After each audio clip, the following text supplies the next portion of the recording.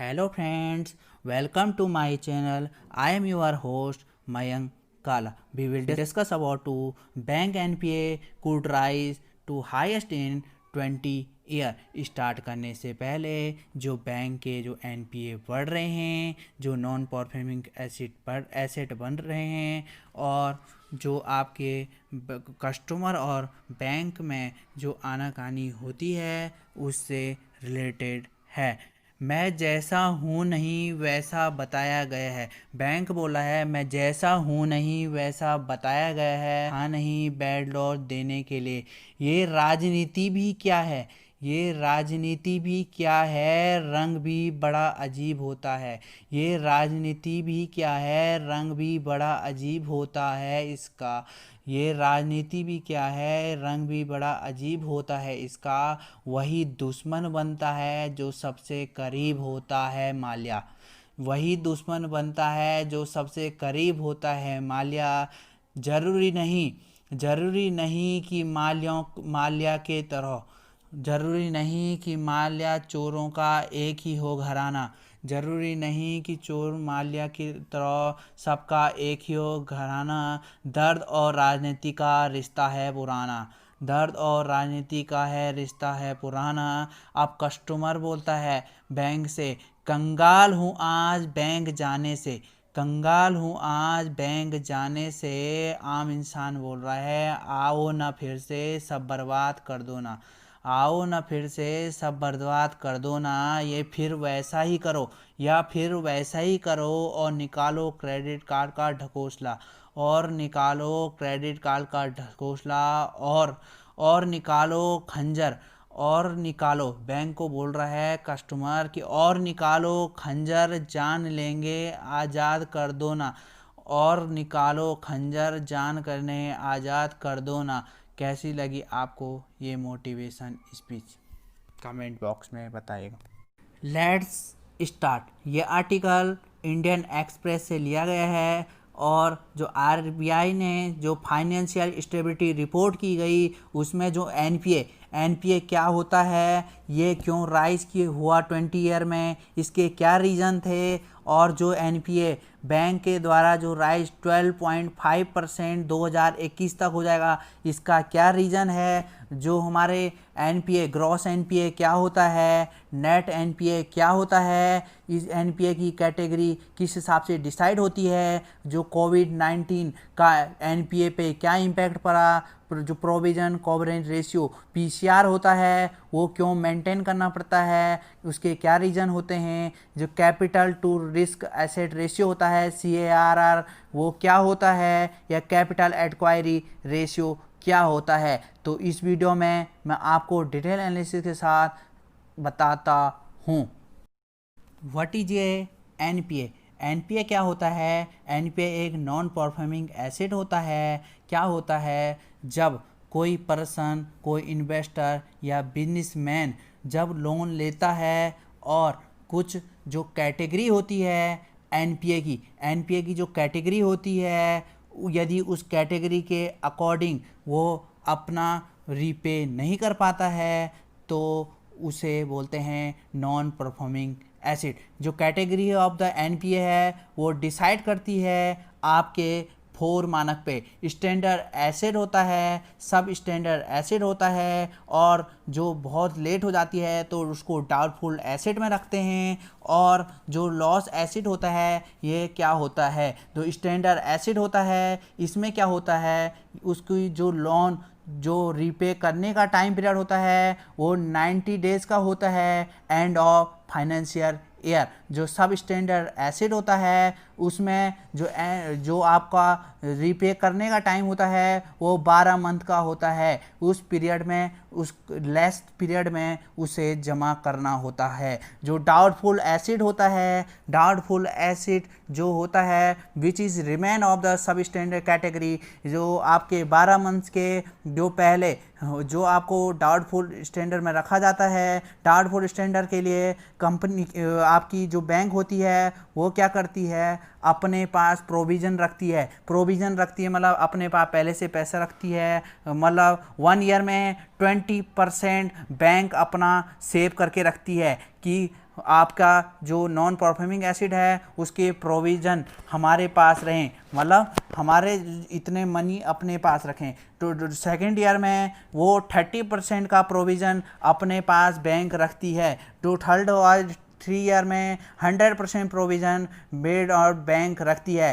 जो लॉस होता है, लॉस एसिड जो होता है विच इज़ लॉस, जहाँ पे लॉस हो रहा है उसको आइडेंटिफाइड करती है और बैंक के इंटरनल और एक्सटर्नल जो ऑडिटर होते हैं वो इंस्पेक्ट करते हैं कि ये अमाउंट को होल को रिटर्न कैसे किया जाए। तो ये आपका कैटेगरी होता है। कैटेगरी के बाद हम SBI क्या करता है, 1000 रुपये का लोन देता है। फॉर एग्जांपल हम 200 रुपये वापस नहीं कर पाते हैं तो नहीं आए, जो बैंक के पास 200 रुपये नहीं आए तो उससे क्या होता है, जो आपका 20% जो NPA है वो क्या होगा, इंक्रीज होगा। और जो नेट आपका ग्रॉस NPA होता है वो क्या होता है, नेट ग्रॉस NPA क्या होता है, यदि बैंक क्या करती है साइड पे 1000 रुपये का करती है, 1000 में क्या करती है, यदि 100 रुपये उसके हटा दिए जाएं, यदि 100 रुपये का प्रोविज़न 100 रुपये यदि नहीं आते हैं तो वो क्या करती है, बैंक अपने जगहों पे ये 100 रुपये एडवांस रखती है, प्रोविज़न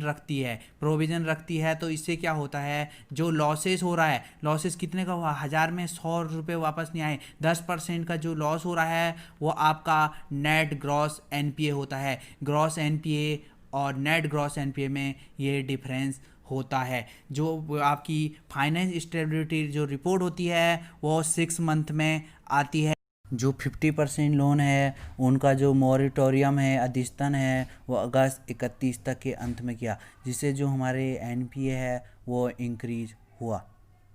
जो रिजर्व बैंक ऑफ इंडिया है RBI, उसने क्या किया, नॉन परफॉर्मिंग एसेट के जो रेशियो होते हैं वो शेड्यूल कमर्शियल बैंक से जो राइज हो रहे थे 14% को, उसने बोला कि ये क्या है, ये स्ट्रेसफुल है। इससे क्या होता है, जो हमारे NPA है वो इंक्रीज हो रहे हैं। जो शेड्यूल कमर्शियल बैंक होते हैं वो इंक्रीज कर रहे हैं आपके 8.5 से, जो मार्च में 2020 में जो 8.5% था वो आपका मार्च 2021 में 12.5% NPA हो जाएगा। समझिए कितना NPA बढ़ रहा है, आप लगा लो। जो RBI ने जो रिपोर्ट फर्दर की उसमें उसने बोला कि जो हमारे माइक्रो इन्वायरमेंट है जो उसको क्या हो रहा है, नुकसान हो रहा है। जो GNP जो रेशियो है, मतलब GNP रेशियो मतलब जितने का हमारा लोन हमने बचाया, ये 1000 का लिया तो 1000 में से 100 का जो 10% हुआ, 10% अपॉन जितना टोटल लिया वो आपका ग्रॉस होता है, ग्रॉस NPA होता है। तो इसमें क्या हुआ, जो इस्पेक्ट है, जो हमारे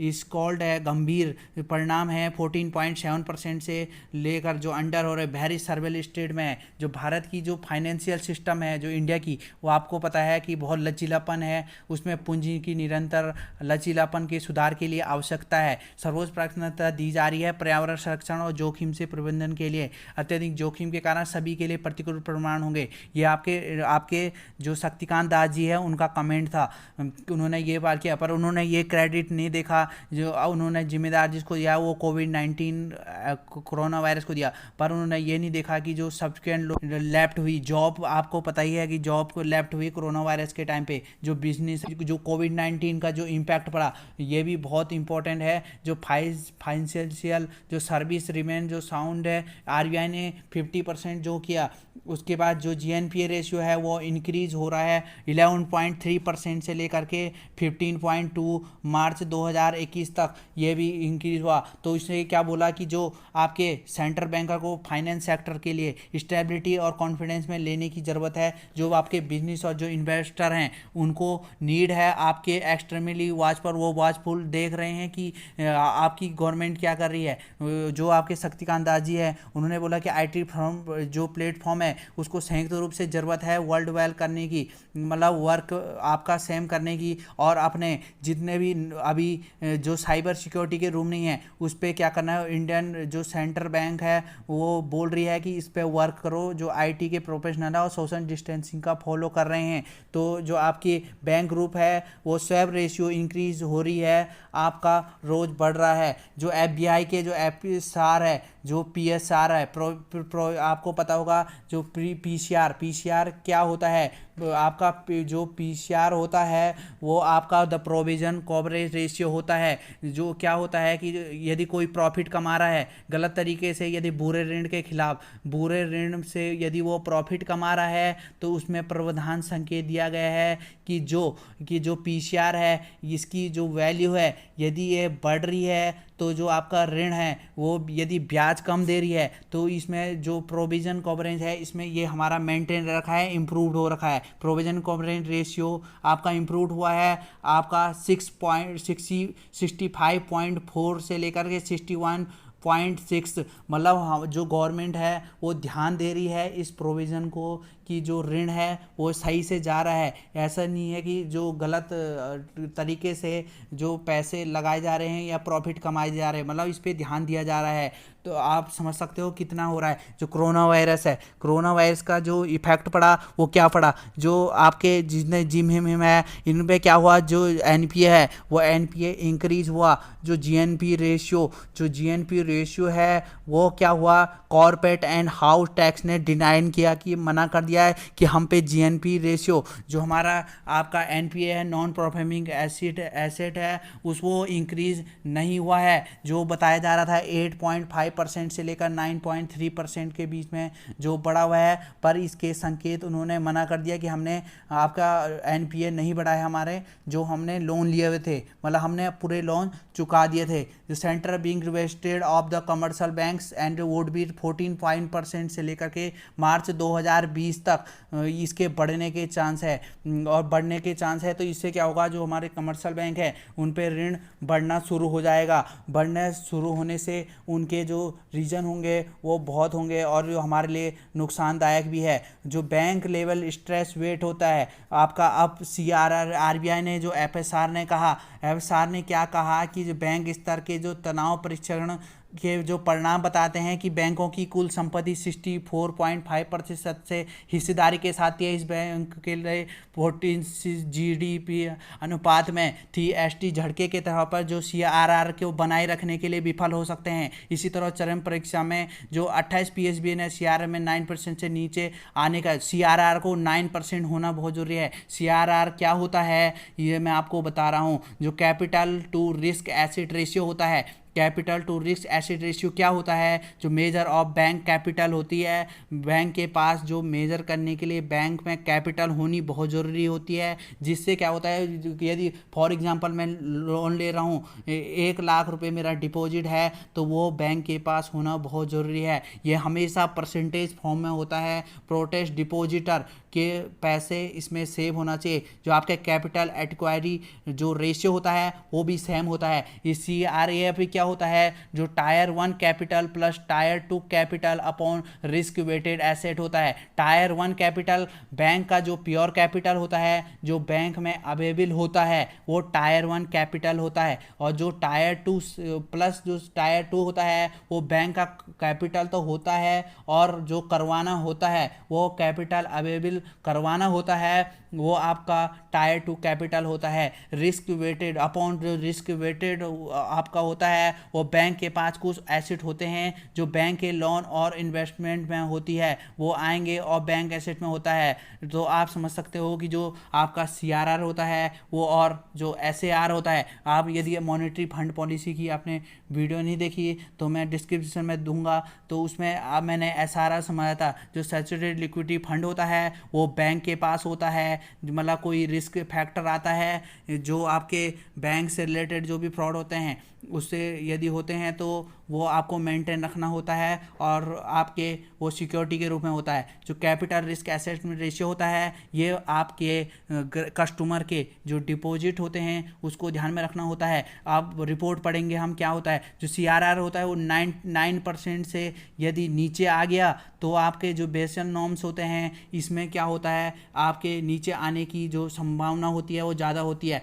आपके RBI के अफसर के अनुसार जो आपके 64% है आपका जो आया, वो आपके वित्तीय के जो 23 बैंक के थे 3HDS झटके के साथ, आपके ATPSB जो ATPSB है आपकी PCB पीसीबी जो आपके हैं वो पीआर के साथ 9% नीचे आ गए हैं, मतलब आपका एनपीए और घटने एनपीए और बढ़ेगा। एनपीए बढ़ेगा तो आपके जो लोन लेने की जो आपके रिपे होगी उस पर टैक्स लगेगा। टैक्स लगेगा तो आपके बेसिकल नॉर्म्स के अकॉर्डिंग वो आपका जल्दी हो जाएगा। जल्दी होने के कारण आप पे बहुत ज़्यादा टैक्स लगेंगे, सीआरआर में बनाए रखने के लिए विफल हो सकते हैं। और आपके 3HD झटके के तहत जो 3HD होता है, 3HD क्या होता है? 3HD आपको पता होना चाहिए। 1HD इस तरह में वपरण में यदि आपका 68% के मान से औसत मान के विचलन में 1HD से कम आता है। सेकंड HD में क्या होता है? जो 95% का मान औसत से 2 समान परिचलन में 2HD से कम आता है। 99% मूल्य के 3 मानक विचलन 3HD से कम है तो आपका 64.5 है। 364 पॉइंट ये आपके किसी HD में नहीं आ रहा है तो इससे क्या होगा? जो हमारे आपके 23 बैंक है, 23 में से 16 के जो शेयर हैं वो 64.5% के साथ बैंक में हैं। तो इससे क्या होगा? जो आपके इसमें आपके बैंक की जो 18 PSB है उसकी CRR आपकी नीचे आ जाएगी। CR नीचे आने के कारण जो आपके खतरा और बढ़ेगा। जो आपके बैंक करप्सी या आपके बैंक के जितने NPA बढ़ेंगे वो आपके लिए नुकसानदायक है। यदि आपको यह डिटेल एनालिसिस के साथ यदि वीडियो को पसंद आए हो तो चैनल को सब्सक्राइब कीजिएगा, लाइक कीजिएगा, कमेंट कीजिएगा। Thanks for listening, God bless you. जो रिजर्व बैंक ऑफ